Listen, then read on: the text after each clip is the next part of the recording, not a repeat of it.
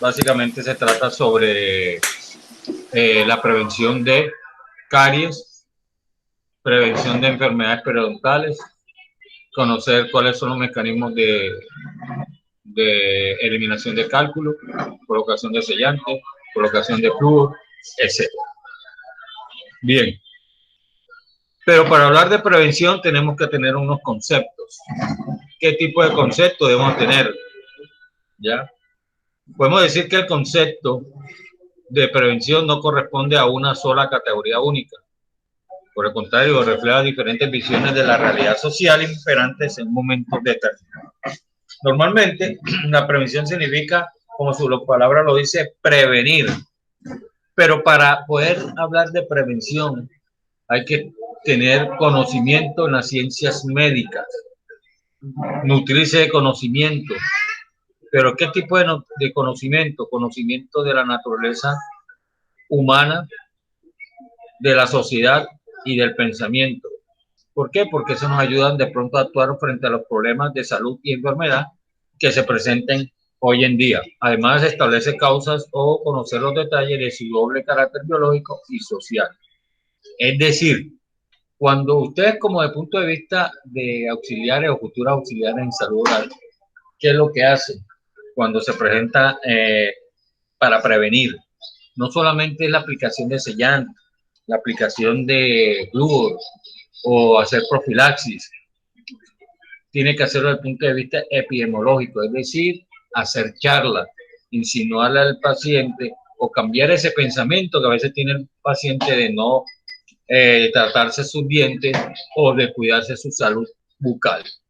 Bien, entonces, básicamente la prevención está dirigida a la promoción y recuperación en algunos casos de la salud. Pero ¿cuáles son esos objetivos de la prevención? Hay que entender de que el paciente es un ente o una entidad biopsicosocial, es decir, está formado por tres partes: de la parte biológica, la parte psicológica y la parte social. No podemos aislar esos componentes uno de otro, porque según la Organización Mundial de la Salud ellos lo definen como un equilibrio entre esos tres factores: en el factor biológico, en el factor psicológico y en el factor social. Entonces, si aislamos o se presenta algún inconveniente en alguno de esos tres factores, ya estamos hablando de enfermedad. Entonces, ¿qué es lo que hace entre esos objetivos la prevención con respecto a la prevención? Hombre, tratar de que considerar al conjunto de dientes con enfermedad. Siempre se ha dicho, paciente que usted llegue a su consultorio tiene que tenerlo como si estuviera enfermo. Hasta que usted no haga la debida historia clínica, usted tiene, y en estos casos hoy en día debe tener en cuenta de que usted no puede decir si va a atender a un paciente o si se va a atender a un paciente, indistintamente hay que considerarlo como si estuviera enfermo.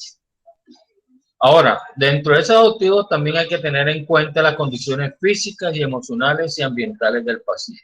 Es decir, establecer cuáles son las necesidades particulares. Cada paciente tiene una necesidad particular. No es que las mismas necesidades mías van a ser las necesidades tuyas, ni nada por el estilo. Entonces, por eso es que uno tiene que ver qué tipo de necesidad se presenta o llega al consultorio el paciente. Además, también entre esos objetivos es nutrir al paciente o identificar en él la discrepancia de destreza y información que tenga de él para hacer una adecuada instrucción y motivación. Si usted tiene un paciente, o sea, en un futuro, a usted se le asigna el doctor un paciente para que usted le haga la fase higiénica, es decir, eliminar placa bacteriana, cálculo dental, hacerle la profilaxis, y dice usted, no, venga en 15 días, y usted encuentra que el paciente está peor que cuando regresó, porque cuando estuvo la primera vez, la culpa no es del paciente, la culpa es suya, porque no tuve la entereza o el poder de convencimiento en motivarlo a que siguiera sus pasos, es decir, cepillarse 3 veces al día, hacer enjuague, usar el hilo dental, usar pastillas reveladoras para detectar dónde tiene plaga bacteriana. Entonces el problema no es del paciente, el problema es de ustedes como auxiliares porque no tuvieron esa capacidad de motivar al paciente para que mantuviera esa fase higiénica que en un momento dado le hizo. Bien, también entre sus labores o entre la parte de que tiene la prevención es detener el progreso de la enfermedad. Es decir, si hay ya presencia de signos, ¿qué quiere decir esto? Como usted disculpen, se le enseña eliminar cálculos dentales. ¿Ya? Entonces, el cálculo dental, como lo veremos más adelante, es una parte, es un ente que ayuda a destruir el hueso alveolar. Entonces, lo que usted hace en el momento de hacerle la fase higiénica es eliminar ese cálculo para detener esa enfermedad que está en progreso. Y entonces, eso es lo que se, de una manera temprana, ya cuando ya la enfermedad está demasiado avanzada, ya eso solamente le corresponderá al especialista en periodoncia. Pero cuando se detecta de manera temprana, pues ya ustedes sí pueden hacerlo para evitar de que esa enfermedad continúe su progreso. Es más, eso se trata para restaurar la salud tan rápido y perfectamente como lo sea factible antes de la aparición de la sintomatología. ¿Qué quiere decir eso? Normalmente cuando hay placa bacteriana, rara vez, ¿por qué? Porque es que la placa bacteriana, como lo veremos, es una placa invisible, ¿ya? Que a medida será visible, a medida que se va agrandando y se va agregando más placa bacteriana, o sea, una fase higiénica insuficiente. La placa bacteriana demora 30 días en aparecer, casi un mes. Usted se puede imaginar aquellos pacientes que tienen cálculo dental, cómo será su fase higiénica, cómo será su higiene oral, muy deficiente. Bien, dentro de esa prevención que estamos hablando, existe una filosofía preventiva. Las dos infecciones más prevalentes a nivel mundial son la carie dental y la enfermedad periodontal. La carie dental es la destrucción del esmalte, de la dentina, y en algunos casos hay compromiso pulpar si esta es muy avanzada. Y la enfermedad periodontal es aquella que causa inflamación en la encía. Si no se trata a tiempo, causa daño en el hueso alveolar, etc. Le voy a poner la cámara un momentico porque quiero que vean ustedes una imagen, ¿ya? Para que puedan ver y decirle cuál es una enfermedad periodontal, qué es lo que causa, etcétera, etcétera, etcétera. Entonces, un momentico. Yo les digo.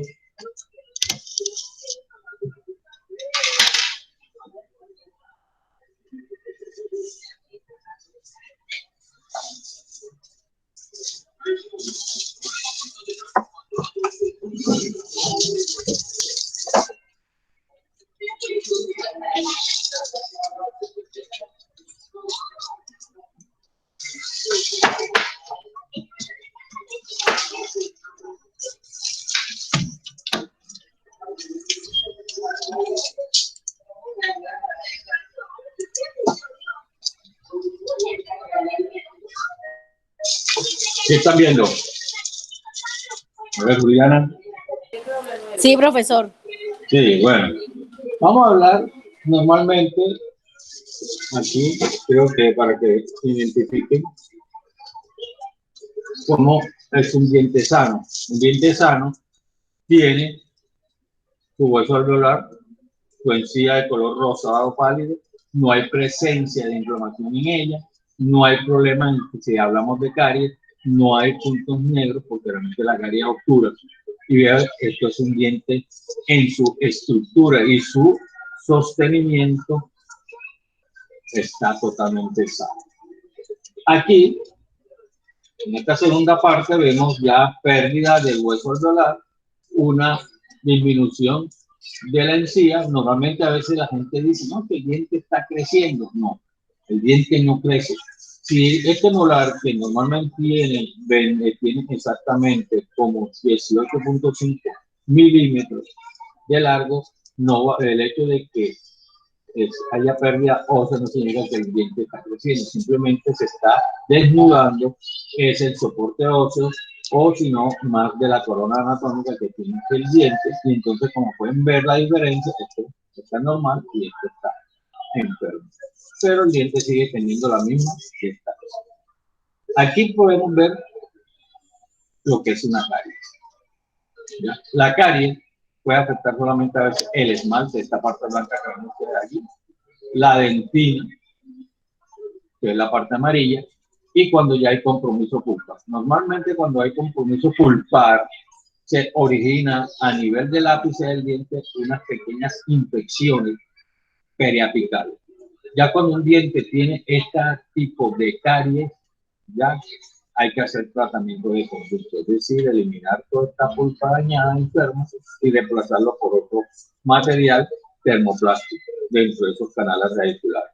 Y aquí se hace un tipo de restauración. Normalmente el diente se restaura o se rehabilita de acuerdo al daño que presente el diente.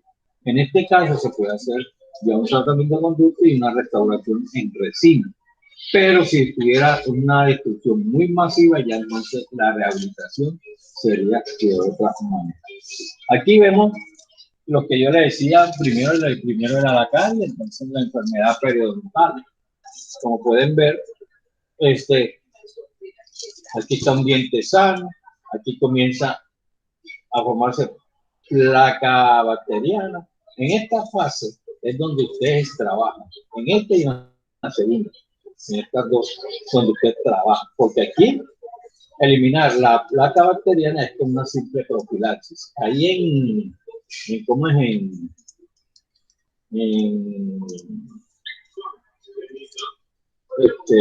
en la plataforma están unos videos donde se hace cómo se hace una profilaxis.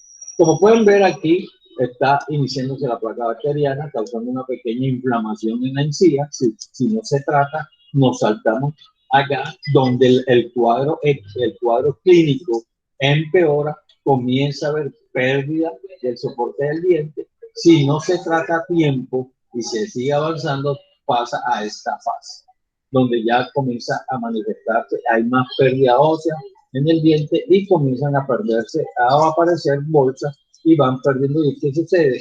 Si llega al grado 3, que es el máximo en movilidad dentaria, es posiblemente que el diente se pierda. ¿Por qué? Por su grado de movilidad. Entonces, aquí pueden ver, mira cómo se ha manifestado más la encía cuando está enferma es de un color rojo, sangra nomás con que usted se la toque o sangra al cepillar. Cuando usted tenga un problema periodontal y comience a sangrar espontáneamente, asista al odontólogo porque de pronto puede tener un problema en curso y si usted lo debe avanzar, se le puede complicar en una periodontitis juvenil del adulto. En este caso, porque ustedes están entre la edad de los 18 y los 30 años. ¿Sí? ¿Alguna pregunta, Juliana o Alejandra? Dígame, profesor. Que si tienen alguna pregunta. No, profe. ¿Seguro? Bueno, seguro. Bueno, entonces continuemos con lo que es la filosofía de cómo es del preventivo. Bien. Entonces sigamos. Bien. Normalmente la odontología, oye, hace años atrás y en algunos actualmente se ha vuelto a la filosofía de la odontología restauradora, donde el paciente llega al consultorio cuando presenta una enfermedad activa. Normalmente, si el paciente fuera uno de aquellos que fuera al odontólogo a revisarse sus dientes de una manera como es constante, es decir, 2 veces o 3 veces al año, obviamente el proceso de la enfermedad sería mínima, pero normalmente eso es lo que sucede, que el paciente llega cuando ya el problema está avanzado. En algunos casos, por más que el odontólogo dedique su esfuerzo a restaurar y reponer los dientes dañados, ya, es decir, ya hay pacientes que realmente por miedo, porque son temerosos, porque durante su infancia tuvieron un traumatismo, como en odontología, son los que más, son los que menos van a comer a odontología por ese mismo trauma. Bien, si la práctica odontológica estuviera enfocada hacia un punto de vista preventivo, el momento ideal para que el paciente llegara al consultorio sería cuando viniera libre de enfermedad. ¿Qué quiere decir esto? No hay que esperar que la enfermedad aparezca, es decir, en ese caso, que se forme una caries o que comience a generar una enfermedad parental para visitar al odontólogo. No, es cuando él esté sano. ¿Con qué propósito? Para mantenerle esa salud al paciente. Bien, entonces, ¿cuál sería? Mientras en el paciente aquel que llega con una enfermedad activa, el esfuerzo del odontólogo sería restaurar ese problema. Pero si llega libre de enfermedad, todos esos esfuerzos serían con el propósito de mantener la boca del paciente libre de enfermedad el tiempo que más sea posible. Entonces, vea que están encaminados dos esfuerzos en la filosofía esa restauradora. En la restauradora es cuando ya se presenta la enfermedad activa, el odontólogo llega a hacer sus esfuerzos para detener la enfermedad, y la preventiva es que debería ir el paciente cuando esté libre de enfermedad, y ese esfuerzo sería mantener lo más tiempo posible que el paciente no sufriera de ninguna enfermedad. Bien, pero para hacer esa filosofía preventiva se necesitan programas de prevención. Normalmente, para elaborar un programa de prevención de segundo nivel, ¿ya? Hay que tener en cuenta lo siguiente: comportamiento en relación con su salud, es decir, cómo se comporta el paciente frente a su salud. Si es un paciente que sabe que si no se trata los dientes puede perderlo, orinar caries, no necesito que tenga conocimiento de las causales, sino tiene una idea de que en cuestiones a su higiene, es decir, que se lave 3 veces al día, los dientes que use enjuague bucal, hilo dental, etc. También sus relaciones familiares, la magnitud del problema que tiene el paciente, el grado de compromiso del paciente ante la sugerencia respecto a su higiene oral. Ahí es donde yo les decía que si él es muy suspicaz, muy perceptivo y usted tiene una gran motivación hacia ello, el paciente le va a seguir los pasos que usted le dé, es decir, las indicaciones.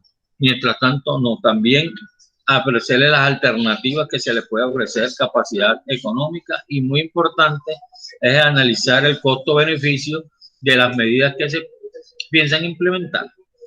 Sin embargo, podemos identificar 6 pasos esenciales para que un odontólogo establezca un programa preventivo. Normalmente el programa preventivo lo realiza el odontólogo, pero ¿quién lo ejecuta? La auxiliar, ¿ya? Porque él se dedica a otras cosas, pero básicamente hoy en día la que hace el programa preventivo sugerido por el odontólogo es la auxiliar. Entonces, ¿qué hace el odontólogo?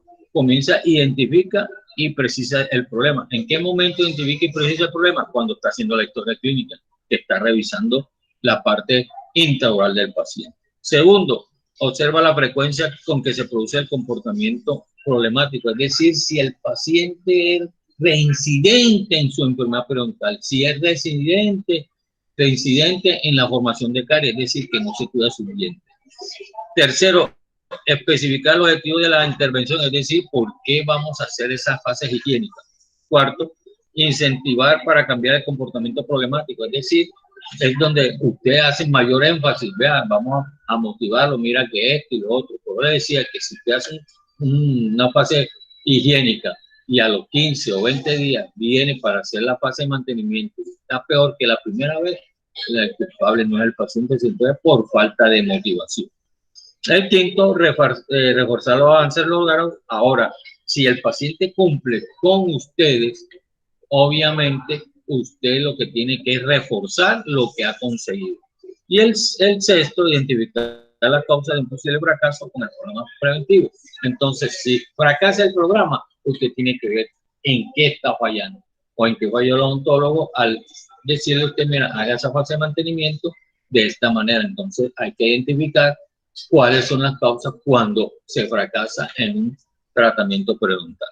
Bien, normalmente estos programas preventivos tienen unas cualidades, son 3 cualidades. ¿Cuáles son esas cualidades? El profiláctico, el del control y el de la sustentación.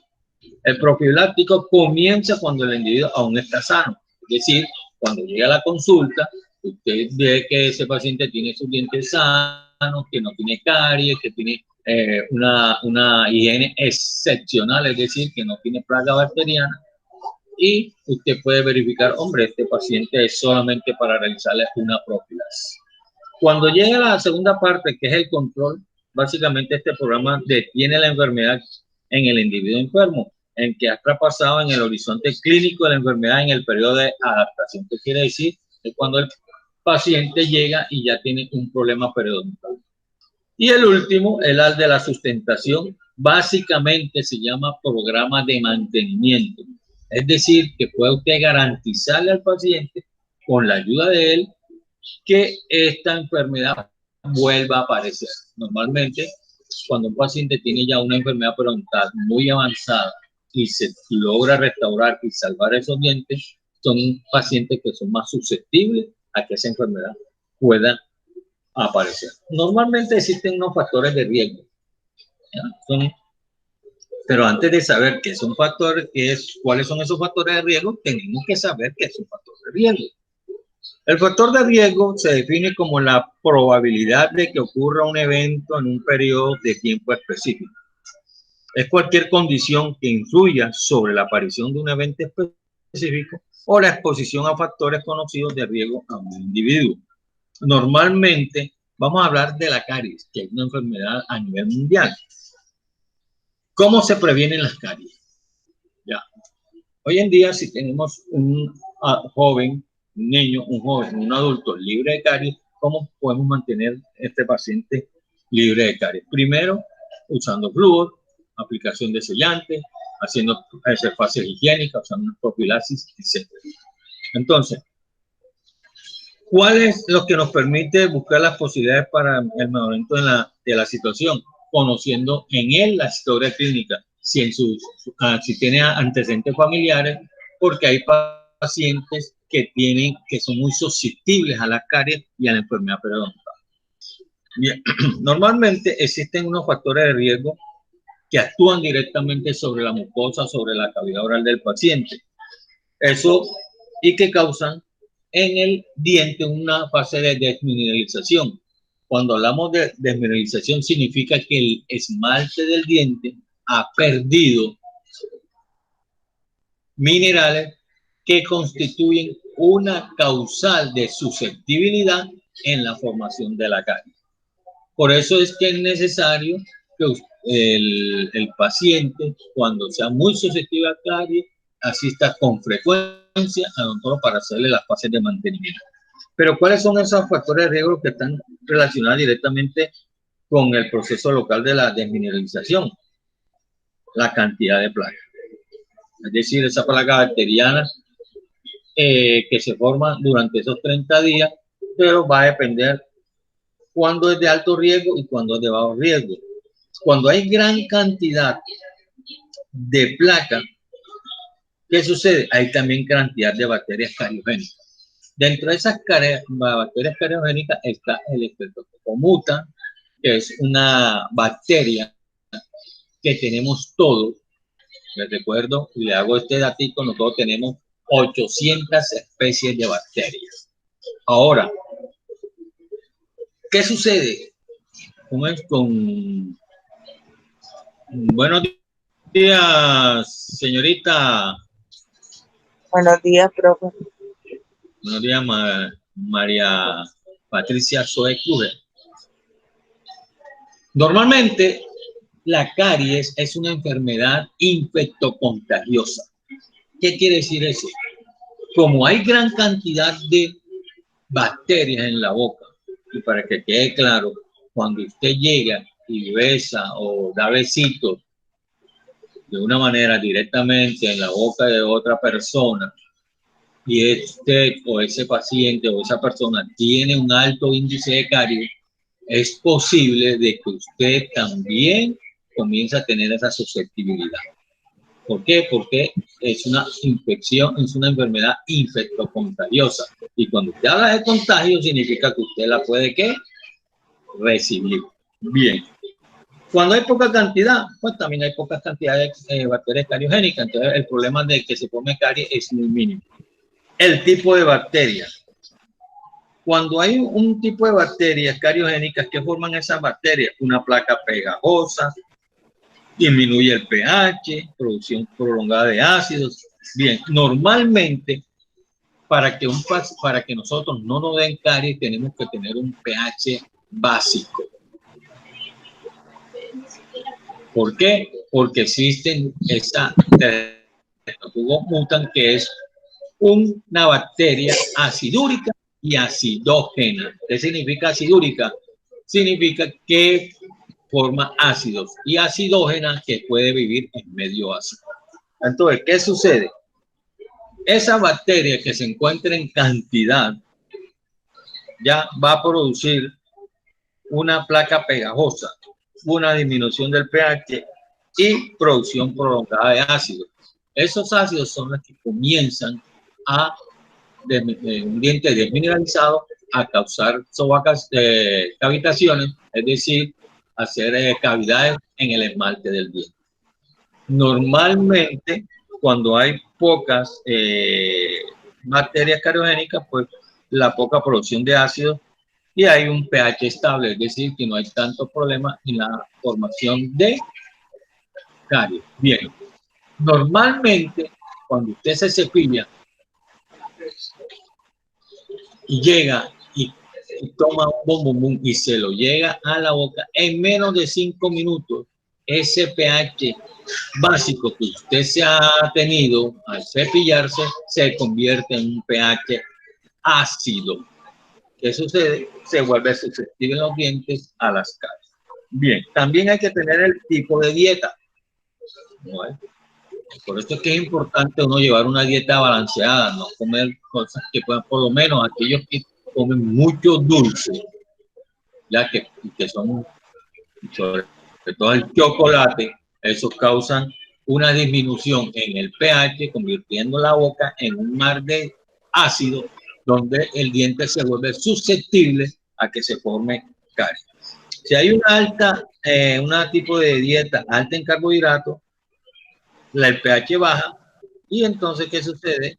Hay que tener, la dieta es poco balanceada, porque comienza a comer cosas que pueden causar susceptibilidad en los dientes en la formación de caries. Si tiene poco carbohidrato, pues la placa es poco pegajosa, se mantiene un pH estable, y normalmente se puede establecer que es una dieta balanceada. Bien. Ahora, ¿qué sucede cuando hay azúcares frecuentes entre las comidas? Lo mismo, baja el pH. Al convertirlo en pH, se vuelve un ácido en un pH ácido, que vuelve susceptible a los dientes. Bien, yo quiero hacer una pregunta, Juliana. ¿Usted cree que la secreción salival es muy importante para evitar la formación de la caries, o es algo sin importancia? Sí, profe, obviamente la secreción salival es muy importante, tanto como para tener la boca húmeda como para todo. Y allá la señorita Zoe Cruz, ¿qué dice? Bueno, yo opino que ¿Qué dice si te... la saliva es un factor importante, pero para que se creen caries, porque la saliva contiene muchas bacterias descompuestas, descomposiciones de la comida. Bueno, normalmente, señorita Alejandra, ¿no tiene algo que opinar? ¿Está por ahí? Bueno, creo que está desconectada la señorita. Bueno, la saliva normalmente se producen 2 centímetros cúbicos de saliva constantemente. La saliva es muy importante para eliminar la bacteria, para evitar que se forme placa bacteriana. ¿Por qué? Porque es que la saliva tiene dentro de su componente una sustancia que ayuda a eliminar o a hacer un barrido de esas bacterias y esa placa bacteriana. Normalmente la placa bacteriana y de pronto esas bacterias que causan mal aliento se forman en la noche. ¿Por qué? Porque usted en la noche, ese transcurrir de la saliva es estático y al no estar corriendo de un lado a otro, pues entonces la placa bacteriana se forma y las bacterias hacen mayor énfasis. Aquellas que causan mal aliento no son básicamente porque causen mal aliento, sino por el mismo ácido que se ha formado durante la noche. Por eso es que es importante, antes de acostarse, cepillarse los dientes y hacerse un buen enjuague bucal con su hilo dental para que en la mañana siguiente el desarrollo de esa mal aliento no sea tan grave. Normalmente aquellos pacientes que no producen saliva, ya que son pacientes que son por problemas sistémicos, porque de pronto están medicados, ya no producen saliva y son pacientes más susceptibles a la caries y a la enfermedad periodontal.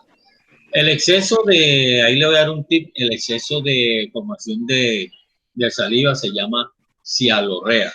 No lo van a confundir con ninguna enfermedad venérea porque generalmente se llama gonorrea. No, cialorrea significa exceso en la formación de la saliva y la poca producción o ausencia de saliva se llama xerostomía con X. Significa disminución o ausencia de producción de saliva. Normalmente esos pacientes que sufren de xerostomía son aquellos pacientes que son medicados con drogas psiquiátricas que causan ese pequeño problema, ese pequeño, esa reacción adversa, ¿no? Entonces, para que vean ustedes que la saliva es muy importante para nuestros dientes, para evitar caries y enfermedad periodontal. Bien. Normalmente es importante la aplicación de flúor, ¿ya? Porque si no tomamos agentes fluorados, como en el caso del lenguaje bucal, no cepillamos con la pasta que tiene flúor en su contenido. ¿Qué sucede cuando no hay flúor? Es decir, que hay ausencia total, la menos posibilidad de remineralización del esmalte. Pero si hay presentes agentes fluorados, pues la mayor posibilidad de que el esmalte se remineralice.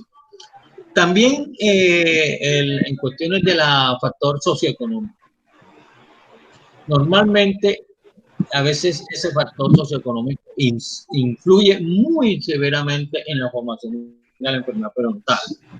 Muchos años atrás yo fui a Hospital de Megua, estoy yendo por allá para Nova, creo que es, y me encontré con una niña ya, que la estamos atendiendo, que vivía en el campo, donde ella no conocía que era un cepillo dental. Ya, tenía todos los dientes destruidos y a veces ella nos comentaba a los auxiliares que me había llevado que ella sentía mucho dolor, que no quemaba, etcétera. En otros casos, una niña también, un niño, decía que solamente había un solo cepillo para los hermanitos, porque la cuestión era muy diferente. Entonces, para que vean que a veces, hoy en día, por mucho, si usted ve que la televisión se hace mucho propaganda sobre el control de placa bacteriana, sobre las caries, sobre la enfermedad periodontal, normalmente el mundo en general está perdiendo la batalla con esas dos enfermedades periodontales por ese mismo problema. Porque a pesar de que se hagan, antes Colgate, yo no sé, Colgate, no he dicho, no, donde el grupo que pertenecíamos al grupo élite de Colgate nos llevan a todos lados a hacer este tipo de campaña. Pero la empresa se dio cuenta que por más que quisiéramos hacer esas campañas, no se estaba consiguiendo los resultados esperados. Durante el ENSAP 3, antes del 2017, donde se hacen unos estudios a nivel en Colombia sobre la caries dental y enfermedad periodontal en niños, adultos y adultos mayores, para ver cómo está esa problemática aquí en Colombia. Durante el ENSAP 4, que apareció ya muy tarde, por ahí en el 2018-2019, se determinó que aquí en Colombia la cuestión ha empeorado. Ya la gente ya no solamente tiene caries, sino que están perdiendo de manera masiva los dientes, es decir, prefieren extraerse los dientes. Entonces, para que vean que ustedes que el estar o llegar a la aplicación de la prevención en odontología es muy difícil. ¿Por qué? Por esa misma situación de la situación de los factores socioeconómicos. Bien, un estrato socioeconómico bajo, ¿qué es lo que sucede? Hay personas que tienen poco acceso a los servicios de salud, si no tienen un trabajo inestable y el estrés. Entonces, para que usted que mientras que de pronto un estrato socioeconómico alto, pues tienen buen servicio a los servicios de salud y normalmente tienen un trabajo estable. Entonces, para que puedan ver, la prevención no es algo que, por más que queramos, tratar de realizar, tenemos pequeños problemas en las cuestiones de que se presentan muchos factores que influyen. Entonces, yo le voy de pronto le voy a colocar aquí en la plataforma para que se den cuenta de lo grave de que estamos a nivel, hemos dicho, no vamos a hablar a nivel mundial, sino solamente aquí en Colombia, donde se hacen esos estudios. Entonces, a pesar de que se hacen se hacen propagandas, se hacen charlas motivacionales, etcétera, etcétera, etcétera, normalmente estamos perdiendo la batalla con esas dos enfermedades por los inmensos factores que ejercen o se presentan en cada paciente. Pero normalmente uno de los factores principales es la misma motivación, esa motivación que a veces no tratamos de, o que el paciente no sigue los pasos con que el auxiliar o el odontólogo le hace para que conserve sus dientes. Normalmente la prevención es lo que trata de eso, es una filosofía que hay que tener en cuenta, ya evitar de que tratar pacientes cuando ya tienen demasiada esa enfermedad muy avanzada. Normalmente al paciente, después que se le hace una fase de mantenimiento, se tiene que hacerle una fase de higiénica, tiene que hacerse una fase de mantenimiento. ¿Qué quiere decir eso? El paciente es muy dejado, esa es la verdad. Mientras usted no lo esté llamando o no lo esté acosando, el paciente por sus propios medios no va a llamar para pedir cita. Entonces ahí donde entran ustedes a actuar con futuros auxiliares. Tienen que estar llamando al paciente, recordándole que tiene una fase de mantenimiento, etcétera, etcétera, etcétera. Es decir, para conservar esos dientes en el caso, y aquellos que tienen su dentadura sana, pues tratar de mantener esos dientes sanos en lo mayor tiempo posible. ¿Ya? Entonces, como pueden ver, para hablar de prevención específica, y podemos seguir hablando de prevención, pero como eso vamos a hablar de prevención primaria, secundaria, terciaria, ya, entonces, ¿cuáles son las consecuencias? ¿Cuáles son esos problemas que dejan al final de una rehabilitación cuando ya definitivamente se ha perdido la mayor integridad del soporte dentinario en el diente? Entonces, ¿cuáles serían las consecuencias? Pero eso lo hablaremos a lo largo del módulo. Entonces, ¿alguna pregunta, por favor?